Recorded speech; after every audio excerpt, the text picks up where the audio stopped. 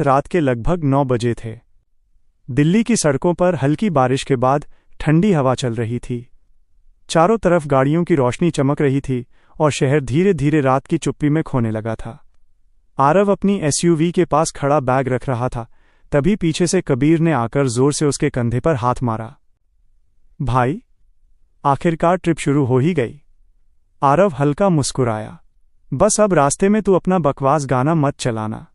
ओए, मेरी playlist legendary है। तभी पीछे से हंसने की आवाज आई। नेहा और सिया भी वहां पहुंच चुकी थीं। सिया ने कार में बैठते हुए कहा, देखो, इस बार कोई हॉरर वाली बातें नहीं करेगा। पिछली ट्रिप याद है ना?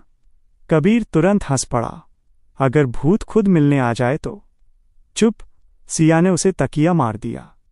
कुछ ही देर में गाड़ी शहर की भीड़ छोड़कर हाईवे पर दौड़ने लगी।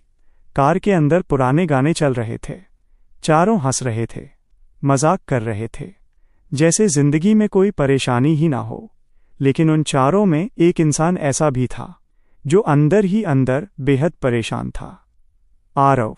उसकी आंखों के नीचे हल्के काले घेरे साफ दिख रहे थे। वो बार बार फोन स्क्रीन देख रहा था। नेहा ने धीरे से पूछा, सब ठीक है ना? आरव ने तुरंत फोन लॉक कर दिया। हाँ, बस ऑफिस का थोड़ा स्ट्रेस है। नेहा उसे कुछ सेकंड तक देखती रही, जैसे उसे यकीन न हुआ हो, लेकिन उसने ज्यादा कुछ नहीं पूछा। रात धीरे धीरे गहरी होती जा रही थी। हाईवे अब सुनसान होने लगा था। कभी कभी दूर किसी ट्रक की तेज रोशनी दिखाई देती, फिर सब फिर से अंधेरे में डूब जाता। करीब 1.5 घंटे बाद कबीर ने अचानक कहा, भाई, ये रास्ता थोड़ा अजीब नहीं लग रहा? क्यों? इतना खाली हाईवे मैंने पहले नहीं देखा। आरव ने मैप्स पर नजर डाली। सीधा ही तो जाना है। उसी समय फोन की स्क्रीन पर अचानक नया नोटिफिकेशन आया। Fastest route available 27 minutes saved. Maps ने नया रास्ता दिखाया था। एक शॉर्टकट जो मुख्य हाईवे छोड़कर पहाड़ों के बीच से जा रहा था। कबीर उत्साहित होकर बोला, ले भाई, एडवेंचर शुरू। लेकिन पता नहीं क्यों उस शॉर्टकट को देखते ही नेहा के चेहरे पर हल्की बेचैनी आ गई। उसने धीरे से कहा, मुझे नहीं लगता हमें ये रास्ता लेना चाहिए। कार के अंदर कुछ सेकंड के लिए अजीब सी खामोशी छा गई।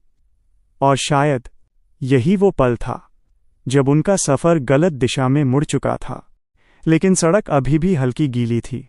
आसमान में काले बादल फैले हुए थे और दूर दूर तक सिर्फ अंधेरा दिखाई दे रहा था। आरव बार बार मैप्स की तरफ देख रहा था। वो शॉर्टकट अब सिर्फ 500 मीटर दूर था। 300 मीटर बाद लेफ्ट लीजिए। फोन की रोबोटिक आवाज कार में गूंज उठी। कबीर उत्साहित होकर बोला, भाई, मजा आएगा अब।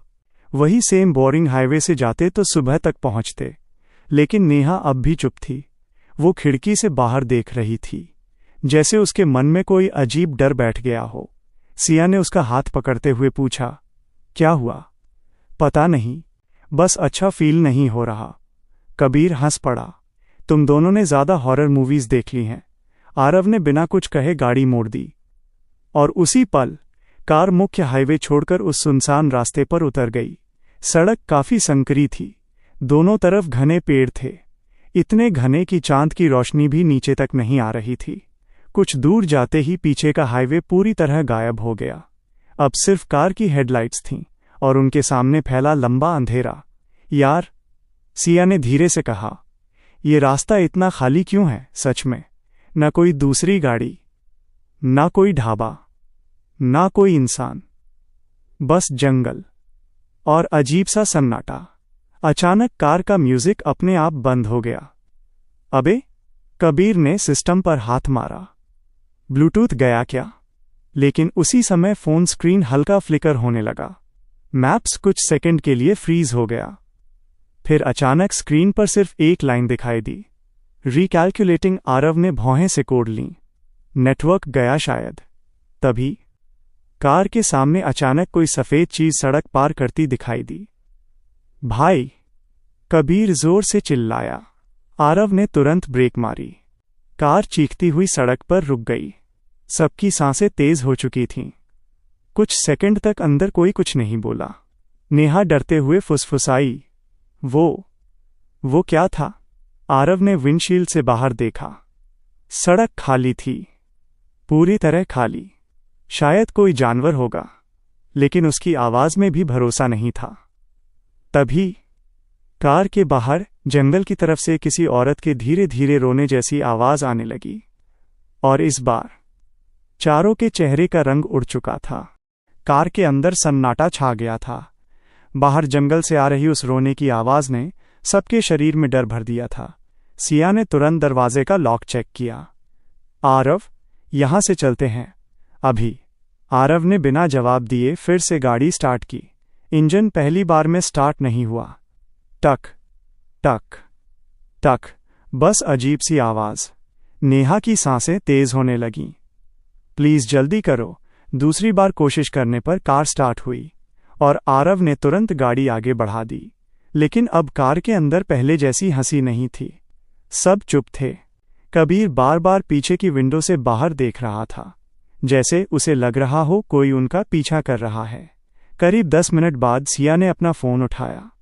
नो सिग्नल, मेरे में भी नहीं है, नेहा ने घबराकर कहा। कबीर ने हंसने की कोशिश की। रिलैक्स, जंगल में नेटवर्क चला जाता है। लेकिन तभी आरव ने धीमी आवाज में कहा, मेरा जीपीएस भी काम नहीं कर रहा। क्या? मैप्स की स्क्रीन पूरी ब्लैक हो चुकी थी। सिर्फ एक छोटा सा लोडिंग सर्कल घूम रहा था।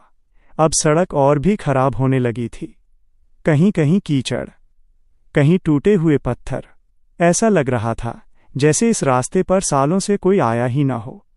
तभी कार की हेडलाइट्स के सामने अचानक एक पुराना बोर्ड दिखाई दिया। आरव ने गाड़ी धीमी कर दी। बोर्ड आधा टूटा हुआ था। उस पर धूल जमी थी, लेकिन उस पर लिखा नाम अभी भी पढ़ा जा सकता था। भैरवपुर 12 km नीचे लाल रंग से किसी ने हाथ से लिखा था। रात में यहां मत आना।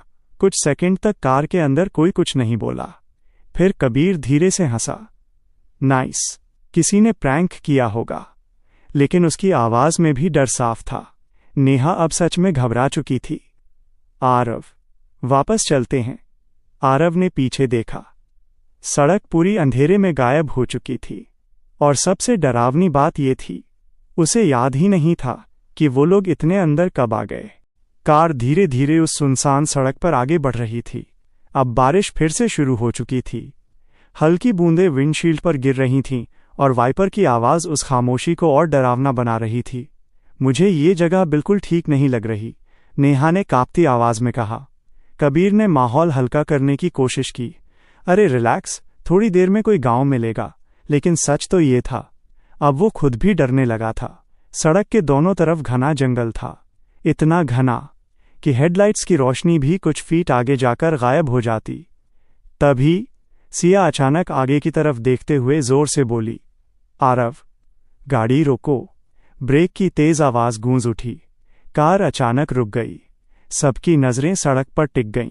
सड़क के बीचों बीच एक बूढ़ी औरत खड़ी थी। सफेद गंदे कपड़े, झुका हुआ शरीर, लंबे बिखरे बाल, और सबसे डरावनी बात, वो बिल्कुल हिल नहीं रही थी। बारिश लगातार उस पर गिर रही थी, लेकिन वो बस चुपचाप कार की तरफ देख रही थी। कार के अंदर किसी की हिम्मत नहीं हो रही थी कुछ बोलने की। नेहा ने धीरे से फुसफुसाया, ये यहां क्या कर रही है? आरव ने हॉर्न बजाया, लेकिन औरत नहीं हिली। कबीर ने डरते हुए कहा, भाई साइड से निकाल। आरव ने धीरे धीरे स्टीयरिंग मोड़ा। कार जैसे ही उसके पास से गुजरने लगी, नेहा ने खिड़की से बाहर देखा और अगले ही पल उसकी चीख निकल गई। आरव! आरव ने तुरंत ब्रेक मारी। क्या हुआ? नेहा कांप रही थी। उसकी आंखें डर से फैली हुई थीं। उस औरत का चेहरा, क्या? नेहा की आवाज टूटने लगी। उसकी आंखें नहीं थीं। कार के अंदर अचानक ठंडी खामोशी छा गई। कबीर ने तुरंत पीछे मुड़कर देखा, लेकिन सड़क खाली थी, पूरी तरह खाली। वो बूढ़ी औरत गायब हो चुकी थी, ऐसे जैसे वहां कभी कोई था ही नहीं। और उसी पल कार का इंजन अपने आप बंद हो गया। कार का इंजन बंद होते ही चारों के दिल की धड़कनें तेज हो गईं। बाहर सिर्फ बारिश की आवाज थी और जंगल का डरावना सन्नाटा। आरव, जल्दी स्टार्ट करो। सिया लगभग रोने लगी थी। आरव ने तुरंत चाबी घुमाई, लेकिन इंजन स्टार्ट नहीं हुआ। टक टक टक, बस वही अजीब आवाज। नेहा पीछे की खिड़की से बार बार बाहर देख रही थी। उसे लग रहा था जैसे अंधेरे में कोई अब भी उन्हें देख रहा हो। कबीर ने धीरे से कहा, भाई, हम यहां फंस गए क्या? आरव ने गहरी सांस ली और एक बार फिर कोशिश की। इस बार इंजन अचानक स्टार्ट हो गया। चलो, उसने तुरंत गाड़ी आगे बढ़ा दी। अब कोई बात नहीं कर रहा था। कार धीरे धीरे उस सुनसान रास्ते पर आगे बढ़ती रही। करीब 15 मिनट बाद दूर कहीं हल्की पीली रोशनी दिखाई दी। देखो, सिया की आवाज में थोड़ी उम्मीद लौट आई। शायद गांव है। जैसे जैसे कार पास पहुंची वैसे वैसे अजीब बेचैनी बढ़ने लगी। वो सच में एक छोटा सा गांव था, लेकिन गांव बिल्कुल खाली लग रहा था। पुराने टूटे घर, बंद खिड़कियां, कीचड़ से भरी गलियां, कहीं कोई इंसान दिखाई नहीं दे रहा था। यहां तक कि कुत्तों के भौंकने की आवाज भी नहीं थी। ये जगह इतनी शांत क्यों है? नेहा ने धीरे से पूछा। तभी कार एक पुराने बिजली के खंभे के पास से गुजरी। उस पर टेढ़ा लटका बोर्ड हवा में हिल रहा था। भैरवपुर गांव में आपका स्वागत है। अचानक एक घर की खिड़की में हल्की हरकत दिखाई दी, जैसे कोई पर्दे के पीछे से उन्हें देख रहा हो। फिर दूसरी खिड़की, फिर तीसरी। अब साफ लग रहा था गांव खाली नहीं था। लोग अंदर छिपे हुए थे और वो सब उन चारों को देख रहे थे। सिया ने डरते हुए कहा, मुझे यहां बिल्कुल नहीं रुकना। तभी अचानक सामने सड़क के बीच एक आदमी दिखाई दिया। पतला शरीर, सफेद कुर्ता और हाथ में लालटेन। वो धीरे धीरे उनकी कार की तरफ बढ़ने लगा। उसके चेहरे पर अजीब सी गंभीरता थी। कार उसके सामने रुक गई। कुछ सेकंड तक वो बस चुपचाप उन्हें देखता रहा। फिर धीमी आवाज में बोला, तुम लोगों को ये रास्ता नहीं लेना चाहिए था। बारिश अब तेज हो चुकी थी। लालटेन पकड़े वो आदमी कार के सामने खड़ा था और उसकी आंखें एक एक करके चारों को ऐसे देख रही थीं जैसे वो उन्हें पहचानता हो। आरव ने धीरे से विंडो नीचे की। भाई साहब, यहां आसपास कोई होटल मिलेगा क्या? कुछ सेकंड तक वो आदमी चुप रहा। फिर धीमी आवाज में बोला, यहां लोग रात में बाहर नहीं रुकते। उसकी आवाज अजीब थी, बहुत धीमी लेकिन डर पैदा करने वाली। कबीर ने जबरदस्ती हंसते हुए कहा, एक्चुअली हमारी कार का नेटवर्क वगैरह सब चला गया है। सुबह होते ही निकल जाएंगे। आदमी ने उसकी बात अनसुनी कर दी। उसकी नजर अब सीधे आरव पर थी। तुम लोग बाहर से आए हो? हाँ। आदमी ने धीरे धीरे सिर हिलाया, फिर गांव के अंदर की तरफ इशारा किया। आगे एक पुराना होटल है, आज की रात वहीं रुक जाओ। नेहा ने तुरंत पूछा, और कोई रास्ता नहीं है यहां से निकलने का? उस आदमी के चेहरे पर हल्की अजीब मुस्कान आई। रात में नहीं। ये सुनते ही कार के अंदर फिर खामोशी छा गई। आरव ने बिना कुछ बोले गाड़ी आगे बढ़ा दी। कुछ दूरी पर सच में एक पुरानी 2 मंजिला इमारत दिखाई दी। ऊपर टिमटिमाती हुई येलो लाइट जल रही थी। बोर्ड आधा टूटा हुआ था, शांति विश्राम गृह। लेकिन उस होटल को देखकर सुकून नहीं, बल्कि और डर महसूस हो रहा था।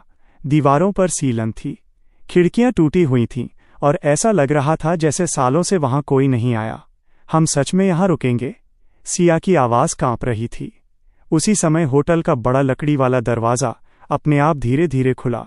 करार अंदर से पीली रोशनी बाहर आई और दरवाजे के पीछे एक बूढ़ा आदमी खड़ा था। पतला शरीर, सफेद बाल और बेहद अजीब आंखें। वो कुछ सेकंड तक बस उन्हें देखता रहा। फिर अचानक उसके चेहरे का रंग उड़ गया, जैसे उसने कोई भूत देख लिया हो। उसने कांपती आवाज में कहा, ना, नहीं, तुम लोग फिर से आ गए। होटल के बाहर खड़े चारों लोग एक दूसरे का चेहरा देखने लगे। फिर से कबीर ने घबराकर पूछा, आप क्या बोल रहे हैं? लेकिन बूढ़ा आदमी अचानक चुप हो गया। उसकी आंखें अब भी डर से फैली हुई थीं, जैसे उसे अपनी ही बात पर पछतावा हो रहा हो। कुछ सेकंड बाद उसने दरवाज़ा पूरा खोल दिया। अंदर आ जाओ, बाहर रहना ठीक नहीं है। उसकी आवाज़ अब पहले से धीमी थी। चारों धीरे धीरे होटल के अंदर चले गए। अंदर का माहौल और भी अजीब था। पुरानी लकड़ी की दीवारें, सीलन की बदबू, छत पर धीमी पीली रोशनी। ऐसा लग रहा था जैसे समय यहाँ कई साल पहले रुक गया हो। रिसेप्शन के पीछे लगी पुरानी घड़ी रात के ठीक 1:13 दिखा रही थी, लेकिन उसकी सुइयां चल नहीं रही थीं। नेहा ने धीरे से कहा, ये जगह मुझे बिल्कुल पसंद नहीं। बूढ़ा आदमी रजिस्टर निकालते हुए बोला, नाम लिख दो। आरव ने पेन उठाया, तभी उसकी नज़र रजिस्टर के पुराने पन्नों पर गई। कुछ नामों के आगे लाल स्याही से लिखा था, लौटकर नहीं आए। आरव के हाथ ठंडे पड़ गए। ये क्या है? बूढ़े आदमी ने तुरंत रजिस्टर बंद कर दिया। पुरानी बातें हैं, तुम लोग ऊपर जाकर आराम करो। उसने धीरे धीरे चाबी उठाई। चाबी पर लिखा था 7, कमरा नंबर 7। सिया ने डरते हुए पूछा, बाकी कमरे खाली नहीं हैं क्या? बूढ़े आदमी ने कुछ सेकंड तक उसकी तरफ देखा, फिर बोला, बाकी कमरे बंद हैं। ऊपर जाने वाली सीढ़ियां पुरानी लकड़ी की थीं। हर कदम पर चर्र चर्र की आवाज आ रही थी, जैसे कोई उनके पीछे भी चल रहा हो। नेहा बार बार पीछे मुड़कर देख रही थी, लेकिन नीचे रिसेप्शन पर खड़ा बूढ़ा आदमी अब दिखाई नहीं दे रहा था। वो अचानक गायब हो चुका था। कमरा नंबर 7 कॉरिडोर के बिल्कुल आखिरी कोने में था। आरव ने धीरे से दरवाज़ा खोला। कमरे के अंदर एक पीली ट्यूबलाइट जल रही थी। 2 पुराने बेड, एक टूटा हुआ आईना और दीवारों पर अजीब काले निशान। तभी सिया की नज़र दीवार पर गई और उसके चेहरे का रंग उड़ गया। दीवार पर किसी ने नाखूनों से बड़े बड़े अक्षरों में लिखा था, रात 2 बजे दरवाज़ा मत खोलना। कमरे के अंदर अचानक सन्नाटा छा गया। चारों की नज़रें दीवार पर लिखे उन शब्दों पर टिक गई थीं, रात 2 बजे दरवाज़ा मत खोलना। सिया डर के मारे पीछे हट गई। ये किसी ने मजाक किया है ना? लेकिन किसी के पास जवाब नहीं था। कमरे की हवा अचानक बहुत भारी लगने लगी थी। आरव ने ज़बरदस्ती खुद को काम किया। देखो, शायद लोग टूरिस्ट्स को डराने के लिए ऐसा करते हों। कबीर ने भी हंसने की कोशिश की। हाँ, हॉरर थीम होटल टाइप, लेकिन उसकी आवाज़ कांप रही थी। तभी नीचे कहीं से अचानक किसी चीज़ के गिरने की तेज़ आवाज़ आई। धड़ाम! सिया डरकर नेहा से चिपक गई। आरव तुरंत दरवाजे की तरफ बढ़ा। मैं नीचे देखकर आता हूँ। नहीं, नेहा ने उसका हाथ पकड़ लिया। अकेले मत जाओ। कुछ सेकंड की बहस के बाद चारों साथ नीचे उतरने लगे। सीढ़ियों पर अजीब ठंड महसूस हो रही थी, जैसे नीचे जाते जाते तापमान कम होता जा रहा हो। लेकिन सबसे डरावनी बात, रिसेप्शन अब खाली था। वो बूढ़ा आदमी वहां नहीं था। काउंटर पर लालटेन अब भी जल रही थी, लेकिन पूरा होटल सुनसान था। ये गया कहाँ? कबीर ने धीमी आवाज में पूछा। तभी नेहा की नज़र रिसेप्शन के पीछे रखी एक पुरानी अलमारी पर गई। उसका दरवाज़ा थोड़ा खुला था। अंदर पुराने अखबार और फाइलें रखी थीं। आरव ने एक अखबार उठाया। उस पर तारीख थी 17 जुलाई 2001। हेडलाइन पढ़ते ही उसके चेहरे का रंग बदल गया। भैरवपुर के पास 6 पर्यटक रहस्यमयी तरीके से लापता। नीचे उन्हीं जंगलों की तस्वीर थी, उसी रास्ते की जहां से वो आए थे। सिया कांपती आवाज में बोली, ये वही रास्ता है ना? आरव धीरे धीरे पूरा आर्टिकल पढ़ने लगा। उसमें लिखा था, 6 लोग रात में शॉर्टकट लेते हुए भैरवपुर के पास गायब हो गए। उनकी कार बाद में जंगल में मिली, लेकिन लोग कभी नहीं मिले। नेहा ने डरते हुए पूछा, उसके बाद? आरव ने अगली लाइन पढ़ी और उसके हाथ कांप गए। स्थानीय लोगों का दावा है कि रात 2 बजे के बाद उस रास्ते पर अजीब घटनाएं होती हैं। उसी पल ऊपर कॉरिडोर में किसी के धीरे धीरे चलने की आवाज आने लगी। ठक ठक ठक। चारों ने एक साथ ऊपर देखा, लेकिन ऊपर कोई दिखाई नहीं दे रहा था। फिर भी कदमों की आवाज लगातार करीब आती जा रही थी। ऊपर से आती कदमों की आवाज अब बिल्कुल साफ सुनाई दे रही थी। ठक ठक ठक, जैसे कोई धीरे धीरे कॉरिडोर में चल रहा हो। चारों रिसेप्शन के पास खड़े थे, लेकिन किसी की हिम्मत नहीं हो रही थी ऊपर जाने की। सिया लगभग रोने लगी थी। हमें अभी यहां से निकलना चाहिए। कबीर ने दरवाजे की तरफ देखा। और जाएंगे कहाँ? बाहर पूरा जंगल है। तभी ऊपर अचानक किसी दरवाजे के जोर से बंद होने की आवाज आई। धड़ाम! नेहा डरकर चीख पड़ी। आरव ने गहरी सांस ली। मैं देख कर आता हूं, मैं भी चलूंगा, कबीर ने कहा, लेकिन उसकी आवाज में डर साफ था। दोनों धीरे धीरे सीढ़ियां चढ़ने लगे। हर कदम के साथ लकड़ी की सीढ़ियां चरमराती थीं। ऊपर कॉरिडोर पूरी तरह खाली था, लेकिन हवा पहले से ज्यादा ठंडी थी। कमरा नंबर 7 का दरवाज़ा आधा खुला हुआ था, जबकि नीचे जाते वक्त उन्होंने उसे बंद किया था। आरव धीरे धीरे अंदर गया। कमरा वैसा ही था, लेकिन एक चीज बदल चुकी थी। टूटा हुआ आईना, जिस पर पहले सिर्फ दरारें थीं, अब उस पर उंगलियों से कुछ लिखा हुआ था। तुम वापस क्यों आए? कबीर का गला सूख गया। भाई, ये किसने लिखा? आरव चुप था। उसकी आंखें आईने पर जमी थीं, और अचानक उसके चेहरे का रंग उड़ गया। कबीर ने घबराकर पूछा, क्या हुआ? आरव कुछ सेकंड तक कुछ नहीं बोला, फिर बेहद धीमी आवाज में कहा, मैं पहले यहां आ चुका हूं। कमरे में जैसे सब रुक गया। क्या? कबीर ने अविश्वास से पूछा। उसी समय नेहा और सिया भी ऊपर आ गईं। क्या हुआ? कबीर ने तुरंत कहा। आरव कह रहा है ये पहले यहां आ चुका है। नेहा ने शौक में उसकी तरफ देखा। तुमने हमें कभी बताया क्यों नहीं? आरव की सांसें तेज हो चुकी थीं।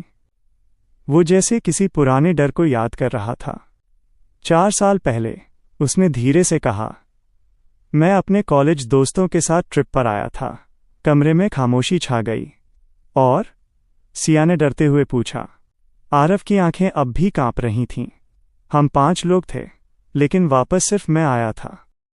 कमरे के अंदर ऐसा सन्नाटा था जैसे किसी ने हवा तक रोक दी हो। नेहा की आंखें शौक से फैली हुई थीं। क्या मतलब? सिर्फ तुम वापस आए थे? आरव कुछ सेकंड तक चुप रहा। उसके चेहरे पर डर साफ दिखाई दे रहा था, जैसे वो उन यादों से भागना चाहता हो, लेकिन अब शायद बहुत देर हो चुकी थी। कबीर धीरे से बोला, भाई, सच सच बता, आखिर हुआ क्या था? आरव ने कांपते हाथों से चेहरा रगड़ा, फिर धीरे धीरे बोलना शुरू किया। 4 साल पहले हम लोग भी इसी तरह ट्रिप पर निकले थे। रात में मैप्स ने शॉर्टकट दिखाया और हम इस रास्ते पर आ गए। सिया की सांस अटक गई। सेम रास्ता? आरव ने सिर हिला दिया। तब भी यही गांव मिला था, यही होटल। उसकी आवाज भारी होने लगी। पहले सब नॉर्मल लगा, लेकिन रात 2 बजे के बाद वो अचानक चुप हो गया। कमरे की ट्यूबलाइट हल्का फ्लिकर करने लगी। क्या हुआ था? नेहा ने धीरे से पूछा। आरव की आंखें अब खाली लग रही थीं। हमारे कमरे के बाहर कोई दरवाज़ा खटखटा रहा था। टक टक टक। जैसे ही उसने वो आवाज़ दोहराई, उसी पल कमरे के बाहर कॉरिडोर में बिल्कुल वैसी ही नॉक सुनाई दी। टक। चारों जम गए। फिर दूसरी नॉक। टक टक। सिया डर के मारे पीछे हट गई। कौन है? कोई जवाब नहीं आया। बस कॉरिडोर की ठंडी हवा दरवाजे के नीचे से अंदर आने लगी। कबीर ने हिम्मत करके धीरे धीरे दरवाजे की तरफ कदम बढ़ाए। रुको! आरव अचानक चिल्लाया। उसकी आंखों में साफ डर था। दरवाजा मत खोलना। क्यों? आरव की आवाज कांप रही थी। क्योंकि उस रात मेरे दोस्त ने यही गलती की थी। कमरे में फिर नॉक हुई, इस बार पहले से तेज। ठक ठक ठक। और फिर दरवाजे के बाहर से एक लड़की की धीमी आवाज सुनाई दी। आरव, दरवाजा खोलो। नेहा का चेहरा सफेद पड़ गया, क्योंकि वो आवाज बिल्कुल उसकी जैसी थी। आरव, दरवाजा खोलो। वो आवाज फिर से आई, धीमी, कांपती हुई, बिल्कुल नेहा जैसी। कमरे के अंदर खड़े चारों लोगों का खून जैसे जम गया। नेहा खुद डर के मारे पीछे हट गई। ये मेरी आवाज कैसे हो सकती है? दरवाजे पर फिर नॉक हुई, इस बार पहले से ज्यादा तेज। ठक ठक ठक। सिया रोने लगी। प्लीज कोई दरवाजा मत खोलना। लेकिन सबसे ज्यादा डर आरव के चेहरे पर था, जैसे उसे पता हो कि बाहर क्या है। कबीर ने धीरे से पूछा, तुम्हारे दोस्तों के साथ क्या हुआ था उस रात?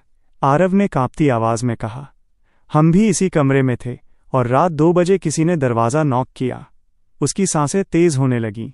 बाहर से हमारे दोस्त रोहन की मां की आवाज आ रही थी। वो मदद मांग रही थी। नेहा फुसफुसाई। फिर आरव की आंखें नीचे झुक गईं। रोहन ने दरवाजा खोल दिया।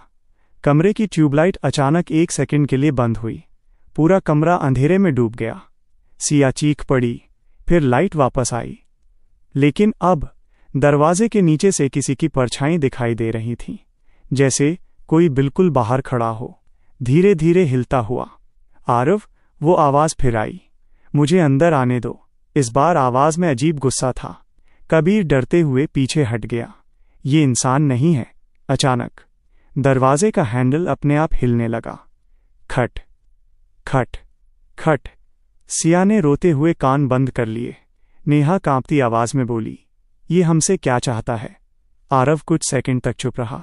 फिर उसने बेहद धीमी आवाज़ में कहा, शायद ये हमें यहां से जाने नहीं देना चाहता। उसी पल कॉरिडोर में अचानक किसी के दौड़ने की तेज आवाज़ गूंजी। धड़ धड़ धड़। और अगले ही सेकंड होटल की सारी लाइट्स बंद हो गईं। पूरा होटल अचानक अंधेरे में डूब गया। कमरे के अंदर सिर्फ बाहर गिरती बारिश की आवाज़ सुनाई दे रही थी। सिया जोर जोर से रोने लगी, मुझे यहां नहीं रहना, प्लीज़। नेहा ने उसका हाथ कसकर पकड़ लिया। लेकिन सच ये था, अब चारों के हाथ कांप रहे थे। दरवाजे के बाहर अब भी किसी की मौजूदगी महसूस हो रही थी। धीमी सांसों जैसी आवाज़, जैसे कोई बिल्कुल पास खड़ा हो। कबीर ने मोबाइल की फ्लैशलाइट ऑन की। हल्की सफ़ेद रोशनी कमरे में फैली और उसी पल आईने में कुछ दिखाई दिया, एक काला धुंधला चेहरा। कबीर डर के मारे चीख पड़ा और फ़ोन हाथ से गिर गया। फ्लैशलाइट घूमती हुई फर्श पर गिर गई। रोशनी अब कमरे की दीवारों पर अजीब परछाइयां बना रही थीं। वो क्या था? आरव ने तुरंत आईने की तरफ देखा, लेकिन वहां कुछ नहीं था, सिर्फ उनका डर। तभी कॉरिडोर में फिर वही कदमों की आवाज़ सुनाई दी, ठक ठक ठक। लेकिन इस बार आवाज़ धीरे धीरे उनके दरवाजे से दूर जा रही थी, जैसे वो चीज़ अब कॉरिडोर में आगे बढ़ रही हो। कुछ सेकंड तक सब चुप रहे। फिर अचानक नीचे से किसी आदमी की जोरदार चीख सुनाई दी, बचाओ लिल। चारों के शरीर में सिहरन दौड़ गई। ये होटल वाला है, नेहा कांपती आवाज़ में बोली। फिर दूसरी चीख, इस बार और दर्दनाक। और अचानक सब शांत, पूरी तरह शांत। ऐसा सन्नाटा जिसमें अपनी धड़कन तक सुनाई दे रही थी। कबीर ने डरते हुए कहा, हमें नीचे जाकर देखना चाहिए। पागल हो क्या? सिया लगभग चिल्ला पड़ी, वहां जो भी है, अगर वो बूढ़ा आदमी मुसीबत में हुआ तो। आरव कुछ सेकंड सोचता रहा, फिर उसने धीरे से फ्लैशलाइट उठाई। हम सब साथ चलेंगे। कमरे का दरवाज़ा धीरे धीरे खुला। करार बाहर कॉरिडोर पूरी तरह अंधेरा था। ठंडी हवा सीधे चेहरे पर लगी और कॉरिडोर के आखिर में कुछ सेकंड के लिए उन्हें कोई खड़ा दिखाई दिया। बहुत लंबा, अजीब झुका हुआ शरीर। लेकिन अगले ही पल वो परछाई अंधेरे में गायब हो गई। सिया की आवाज़ निकल ही नहीं रही थी। तभी नीचे रिसेप्शन की तरफ से किसी चीज़ के घसीटे जाने की आवाज़ आने लगी। घसीटे जाने की वो आवाज़ लगातार नीचे से आ रही थी। घर्रर घर्रर, जैसे कोई भारी चीज़ फर्श पर घसीटी जा रही हो। चारों धीरे धीरे सीढ़ियों की तरफ बढ़ने लगे। कबीर फ्लैशलाइट पकड़े सबसे आगे था, उसके पीछे आरव, फिर नेहा और सिया। हर कदम के साथ सीढ़ियां चरमराती थीं, लेकिन नीचे से अब कोई चीख नहीं आ रही थी, बस वही अजीब आवाज़। जब वो रिसेप्शन तक पहुंचे तो वहां का नज़ारा देखकर सब जम गए। पूरा रिसेप्शन खाली था, लेकिन फर्श पर लंबी लंबी खरोंचें बनी हुई थीं।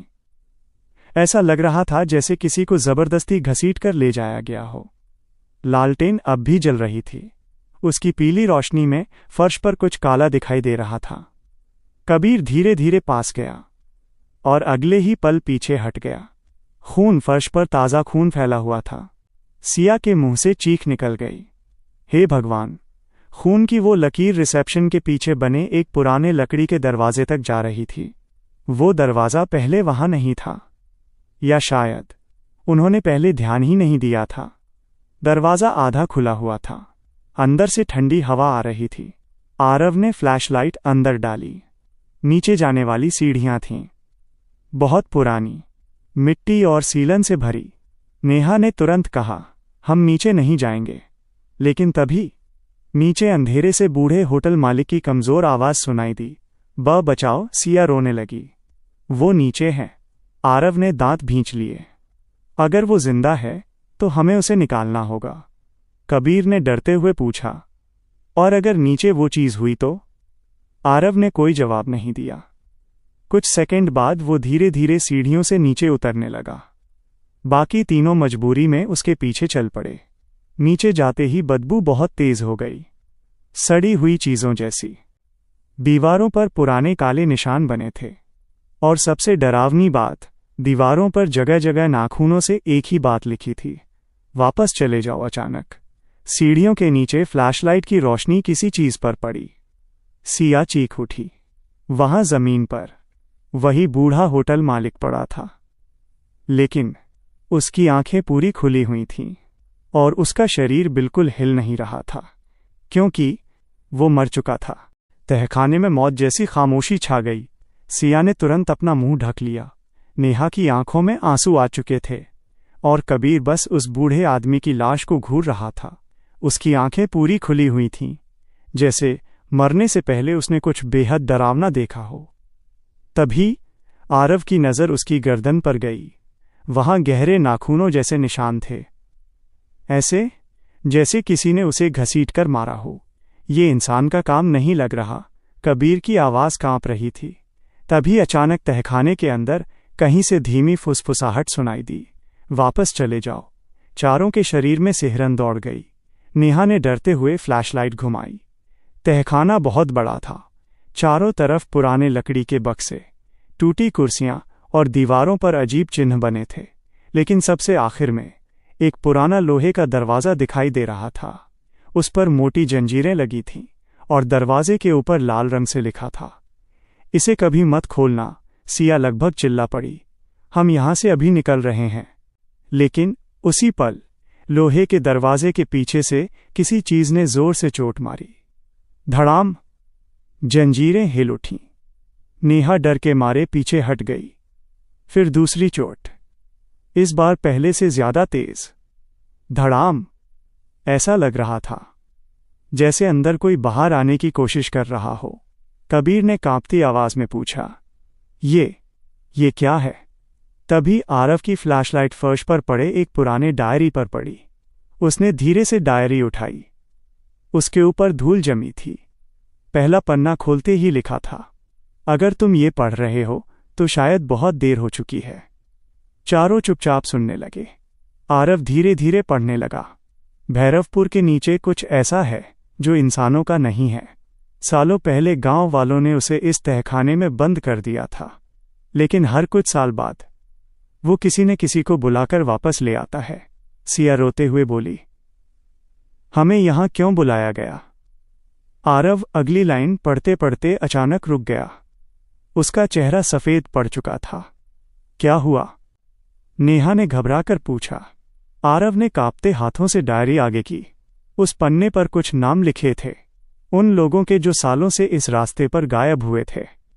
और सबसे नीचे आज की तारीख के साथ 4 नए नाम लिखे थे, आरव, नेहा, कबीर, सिया। तहखाने की हवा अचानक और ठंडी हो गई। चारों की नज़रें डायरी पर जमी थीं, आज की तारीख और उनके नाम। ऐसा लग रहा था जैसे किसी ने पहले से जान लिया था कि वो यहां आने वाले हैं। सिया के हाथ कांपने लगे। नहीं, ये कोई मजाक है, लेकिन उसकी आवाज में खुद भरोसा नहीं था। तभी लोहे के दरवाजे के पीछे से फिर जोरदार आवाज आई, धड़ाम! इस बार जंजीरों में हल्की दरार पड़ गई। नेहा डरकर पीछे हट गई। ये बाहर आ जाएगा। आरव तेजी से डायरी के बाकी पन्ने पलटने लगा। अंदर कई अजीब बातें लिखी थीं। रात 2 बजे के बाद वो जागता है, वो लोगों की आवाज़ की नकल कर सकता है, वो पहले डर पैदा करता है, फिर इंसान को अपने पास बुलाता है, और सबसे डरावनी बात, एक बार अगर वो तुम्हें देख ले तो रास्ता खुद तुम्हें वापस उसके पास ले आता है। कबीर के चेहरे का रंग उड़ गया। इसका मतलब 4 साल पहले तुम इसलिए वापस बच गए क्योंकि आरव ने उसकी बात बीच में काट दी। मैं बचा नहीं था। कमरे में सन्नाटा छा गया। आरव की आंखें अब डर से भरी हुई थीं। उस रात मैंने अपने दोस्तों को छोड़कर भागने की कोशिश की थी, लेकिन जंगल से बाहर निकलने के बाद भी मुझे हर रात वही आवाज़ें सुनाई देती रहीं। उसकी सांसें भारी होने लगीं और पिछले कुछ महीनों से मेरे फ़ोन में बार बार वही रास्ता अपने आप खुलने लगा था। नेहा शौक में उसे देख रही थी। मतलब ये सब तुम्हें वापस बुला रहा था? आरव ने धीरे से सिर हिला दिया। तभी पूरा तहखाना जोर से कांप उठा। धड़ाम! लोहे की एक जंजीर टूटकर जमीन पर गिर गई। अब दरवाज़ा थोड़ा खुल चुका था।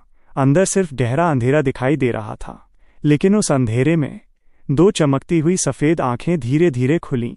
सिया डर के मारे चीख पड़ी और उसी पल अंधेरे से किसी इंसान जैसी नहीं, बल्कि कई आवाज़ों में एक साथ फुसफुसाहट सुनाई दी। तुम वापस आ गए। तहखाने में गूंजती वो आवाज़ इंसानी नहीं थी। ऐसा लग रहा था जैसे कई लोग एक साथ बोल रहे हों। तुम वापस आ गए। लोहे के दरवाजे के पीछे वो सफ़ेद आंखें धीरे धीरे उनकी तरफ बढ़ने लगीं। सिया चीखते हुए पीछे हट गई। भागोल! और उसी पल दरवाज़ा जोर से टूट गया। धड़ाम! पूरा तहखाना कांप उठा। चारों बिना पीछे देखे सीढ़ियों की तरफ भागने लगे।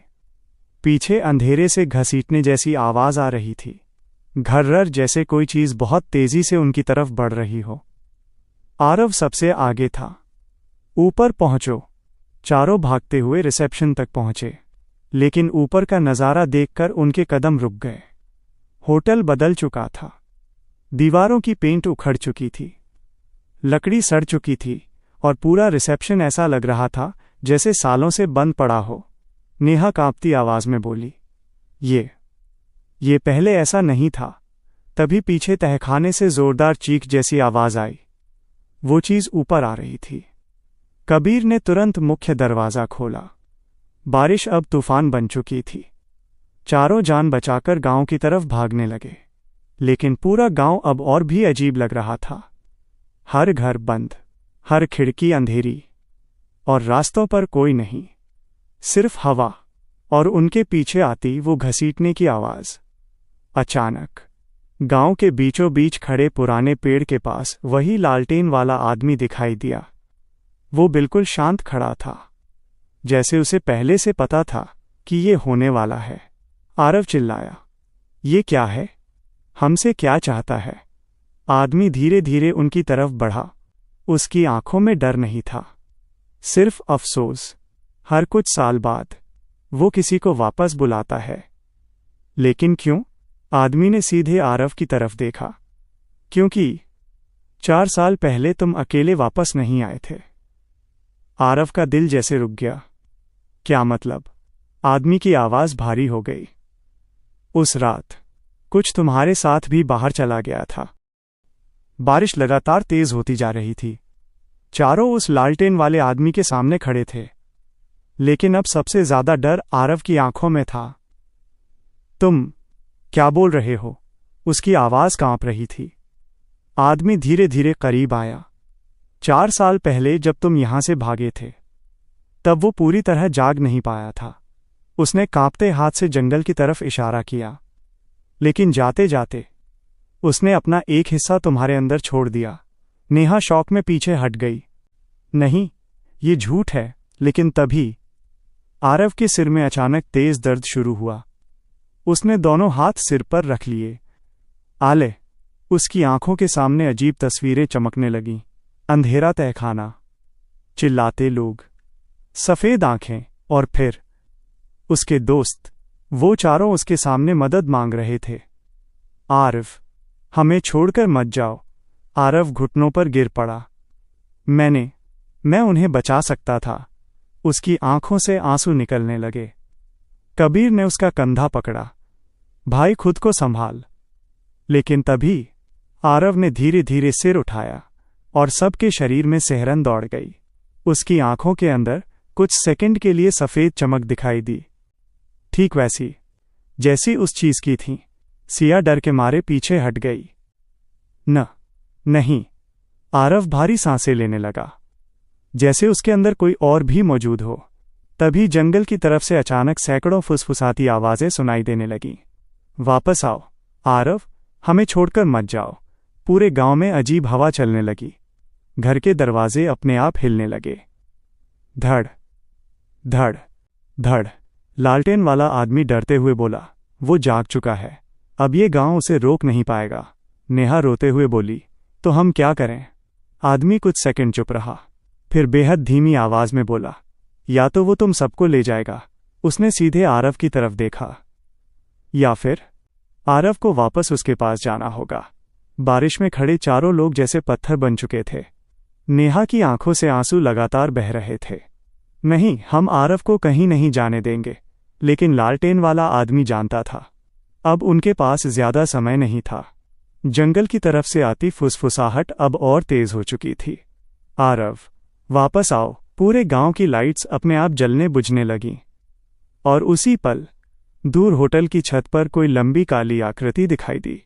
2 सफेद चमकती आंखें जो सीधे आरव को देख रही थीं। सिया डर के मारे कांपने लगी। वो हमें देख रहा है। अचानक आरव फिर से सिर पकड़कर नीचे गिर पड़ा। उसकी सांसें बेकाबू हो चुकी थीं। और फिर उसके मुंह से ऐसी आवाज निकली जो उसकी थी ही नहीं। ये लोग नहीं जाएंगे, नेहा चीख पड़ी। आरव। कुछ सेकंड बाद वो फिर नॉर्मल हुआ। उसकी आंखों में डर था, बहुत ज्यादा डर। मैं इसे रोक नहीं पा रहा। कबीर ने गुस्से में लालटेन वाले आदमी का कॉलर पकड़ लिया। कोई रास्ता होगा, आदमी कांपती आवाज में बोला। सिर्फ एक? क्या? जिस इंसान के अंदर उसका हिस्सा चला जाए उसे वापस उसी तहखाने में जाना पड़ता है। नेहा तुरंत चिल्लाई, नहीं। लेकिन आदमी ने बात पूरी की और दरवाजा अंदर से बंद करना पड़ता है। चारों चुप हो गए, क्योंकि अब सब समझ चुके थे इसका मतलब क्या था। आरव धीरे धीरे खड़ा हुआ। उसकी आंखें लाल हो चुकी थीं, लेकिन इस बार उसके चेहरे पर डर नहीं था, सिर्फ पछतावा। 4 साल पहले मेरी वजह से मेरे दोस्त मरे थे। नेहा रोते हुए सिर हिलाने लगी। तुम्हारी गलती नहीं थी। आरव हल्का मुस्कुराया। लेकिन इस बार मैं किसी और को मरने नहीं दूंगा। तभी अचानक पूरे गांव में जोरदार चीख गूंजी, होटल की तरफ से। और अगले ही पल वो काली आकृति बिजली की तेजी से उनकी तरफ बढ़ने लगी। वो काली आकृति इंसानों की तरह नहीं दौड़ रही थी। उसका शरीर अंधेरे धुएं जैसा था, जो जमीन पर रेंगते हुए उनकी तरफ बढ़ रहा था। और उसकी सफेद आंखें सीधे आरव पर टिकी थीं। लालटेन वाला आदमी जोर से चिल्लाया। चारों होटल की तरफ भागने लगे। लेकिन इस बार होटल पहले जैसा नहीं दिख रहा था। पूरा भवन कांप रहा था।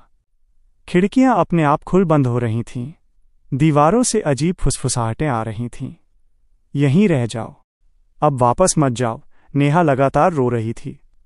आरव, प्लीज ऐसा मत करो। लेकिन आरव अब शांत था, बहुत ज्यादा शांत, जैसे उसने अपना फैसला कर लिया हो। वो धीरे से बोला, अगर मैं नहीं गया तो ये हम सबको मार देगा। कबीर ने उसका हाथ पकड़ लिया। हम कोई और रास्ता ढूंढेंगे। आरव हल्का मुस्कुराया। कुछ रास्ते वापस नहीं जाते भाई। ये सुनकर कबीर की आंखें भर आईं। चारों भागते हुए रिसेप्शन तक पहुंचे। तहखाने का दरवाजा अब पूरा खुला हुआ था। अंदर से बर्फ जैसी ठंडी हवा आ रही थी। और नीचे अंधेरे में वो 2 सफेद आंखें उनका इंतजार कर रही थीं। तभी अचानक पीछे से वो काली आकृति रिसेप्शन में घुस गई। पूरा कमरा हिल उठा। सिया चीख पड़ी। नेहा डर के मारे जमीन पर गिर गई। अब वो चीज बिल्कुल उनके सामने थी। लंबा काला शरीर, टेढ़े हाथ और चेहरा था ही नहीं, सिर्फ अंधेरा। लेकिन उसके अंदर से सैकड़ों लोगों की आवाजें आ रही थीं। आरव, इस बार भागना मत। आरव धीरे धीरे तहखाने की तरफ बढ़ा। नेहा उसके सामने आ गई। नहीं, मैं तुम्हें नहीं जाने दूंगी। आरव की आंखें भर आईं। उसने कांपते हाथ से नेहा का चेहरा छुआ। अगर मैं वापस न जाऊं तो ये तुम्हें कभी नहीं छोड़ेगा। नेहा जोर जोर से रोने लगी। मैं तुम्हारे बिना नहीं रह सकती। कुछ सेकंड तक आरव बस उसे देखता रहा। फिर उसने धीरे से कहा, कभी कभी किसी एक को खोकर बाकी सबको बचाना पड़ता है। और इतना कहकर वो अकेला उस अंधेरे तहखाने में उतर गया। नेहा की चीख पूरे होटल में गूंज उठी, लेकिन आरव बिना पीछे देखे सीढ़ियों से नीचे उतरता चला गया। उसके कदमों की आवाज धीरे धीरे अंधेरे में खोने लगी। तहखाने के अंदर अब पहले से भी ज्यादा ठंड थी। हर सांस के साथ ऐसा लग रहा था जैसे बर्फ फेफड़ों में उतर रही हो। ऊपर रिसेप्शन में वो काली आकृति अब भी खड़ी थी, लेकिन जैसे जैसे आरव नीचे जा रहा था वो चीज भी धीरे धीरे उसकी तरफ खिंचने लगी, जैसे उसका असली लक्ष्य सिर्फ वही हो। लालटेन वाला आदमी कांपती आवाज में बोला, जैसे ही वो नीचे पहुंचे, दरवाजा बंद कर देना। नेहा तुरंत चिल्लाई, नहीं। लेकिन तभी तहखाने से आरव की आवाज आई, कबीर। कबीर की आंखें भर आईं। भाई, इस बार मुझे भागने मत देना। कबीर अपने आंसू रोक नहीं पाया। नीचे अंधेरे में पहुंचकर आरव रुक गया। उसके सामने वही टूटा हुआ लोहे का दरवाजा था, और उसके पीछे वो चीज अब पूरी तरह दिखाई दे रही थी। कई इंसानों के चेहरों जैसा धुंधला शरीर, सैकड़ों आंखें और अंधेरे से बनी लंबी उंगलियां। वो धीरे धीरे आरव के करीब आने लगी, लेकिन इस बार आरव नहीं भागा। उसने कांपती आवाज में कहा, मैं वापस आ गया। पूरा तहखाना जोर से कांप उठा, और अचानक चारों तरफ लोगों की चीखें गूंजने लगीं। उसे अपने पुराने दोस्त दिखाई देने लगे। रोहन, आदित्य, विवेक, सब उसी अंधेरे में फंसे हुए। आरव, हमें छोड़कर मत जाओ। उसकी आंखों से आंसू बहने लगे। मुझे माफ कर दो। तभी वो चीज उसके बिल्कुल सामने आ गई, और अगले ही पल उसने अपनी काली उंगलियां आरव के सीने में धंसा दी। ऊपर खड़े नेहा, कबीर और सिया ने आरव की दर्दनाक चीख सुनी। पूरा होटल हिलने लगा, दीवारें टूटने लगीं। लालटेन वाला आदमी चिल्लाया, अभी दरवाजा बंद करो। कबीर कांपते हुए तहखाने के दरवाजे की तरफ बढ़ा, लेकिन तभी नीचे से आरव की आवाज आई, कबीर, जल्दी। कबीर के हाथ कांप रहे थे।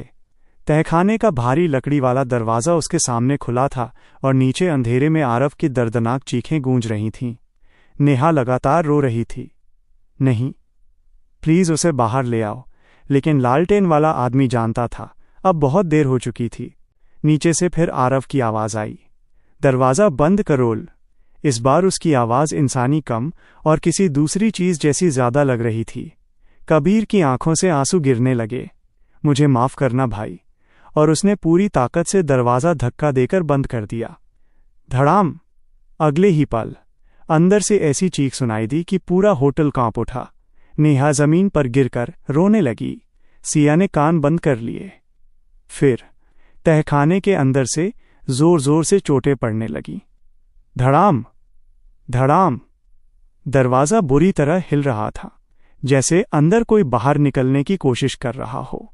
लालटेन वाला आदमी चिल्लाया, जंजीर लगाओ जल्दी। कबीर और वो आदमी मिलकर भारी जंजीर दरवाजे पर बांधने लगे। अंदर से अब दो आवाजें आ रही थीं, एक उस चीज की और दूसरी आरव की। कबीर, दरवाजा खोलो। नेहा तुरंत उठी। आरव जिंदा है। लेकिन लालटेन वाला आदमी जोर से चिल्लाया, नहीं, उसकी आवाज मत सुनो। तभी दरवाजे के नीचे से काला धुआं बाहर आने लगा। पूरा रिसेप्शन अंधेरे से भरने लगा। सिया डर के मारे चीख पड़ी। और फिर अचानक सब शांत हो गया, पूरी तरह शांत। ना कोई आवाज, ना कोई चीख, बस बाहर बारिश की हल्की आवाज। कुछ सेकंड तक कोई हिला तक नहीं। फिर धीरे धीरे होटल की टिमटिमाती लाइट्स बंद हो गईं, और उसी पल गांव में पहली बार सुबह की हल्की रोशनी दिखाई देने लगी। सुबह होने के बाद नेहा, कबीर और सिया किसी तरह उस गांव से बाहर निकल गए। और सबसे अजीब बात, इस बार रास्ता सीधा हाईवे पर जाकर खुल गया, जैसे भैरवपुर कभी था ही नहीं। पीछे मुड़कर देखने पर वहां सिर्फ जंगल था। ना गांव, ना होटल, ना कोई रास्ता। तीनों ने उस रात के बारे में कभी किसी से बात नहीं की। कुछ महीनों बाद नेहा ने शहर छोड़ दिया। कबीर पहले जैसा हंसना भूल गया, और सिया को आज भी रात 2 बजे वही फुसफुसाहटें सुनाई देती थीं। लेकिन असली डर अब शुरू हुआ था। एक रात कबीर अपने कमरे में अकेला बैठा था। अचानक उसके फोन पर नोटिफिकेशन आया, fastest route available, 27 minutes saved. Kabir का दिल रुक गया, क्योंकि फ़ोन अपने आप गूगल मैप्स खोल चुका था और स्क्रीन पर वही जंगल वाला रास्ता दिखाई दे रहा था, ठीक उसी जगह जहां लिखा था भैरवपुर। कबीर डरते हुए फ़ोन बंद करने लगा। तभी स्क्रीन अपने आप जूम हुई और रास्ते के आखिर में एक छोटी सी ब्लिंकिंग लोकेशन दिखाई दी। नाम था आरव वेटिंग। कबीर के हाथ से फ़ोन नीचे गिर गया और उसी पल कमरे के अंधेरे कोने से एक धीमी आवाज़ आई, इस बार तुम आओगे ना? आप ये कहानी कहाँ से और कितने बजे सुन रहे हैं? कमेंट में ज़रूर बताइए और सच सच बताना, क्या आपको भी लगा कि भैरवपुर जैसा कोई रास्ता सच में हो सकता है? अगर कहानी पसंद आई हो तो इसे अपने दोस्तों के साथ शेयर ज़रूर करें।